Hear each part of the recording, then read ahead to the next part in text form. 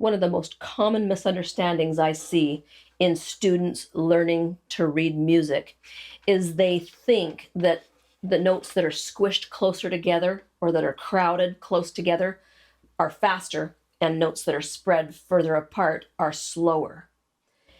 The spacing between the notes is completely irrelevant.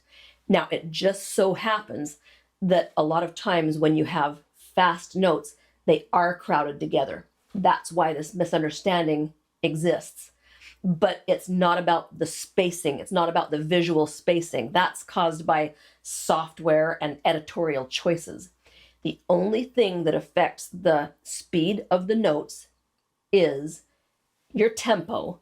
That's a set speed for the song, but more importantly, the note values. And the note values are dictated by the beams.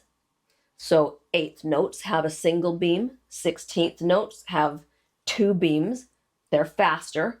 32nd notes have 3 beams, they're twice as fast. 64th notes have 4 beams, and so on. And even slower than 8th notes, you could start going to quarter notes, which have 0 beams. They're slower than 8th notes. Half notes are slower than quarter notes, and whole notes are the slowest of all, unless you have a double whole note, which you don't need to worry about for a while.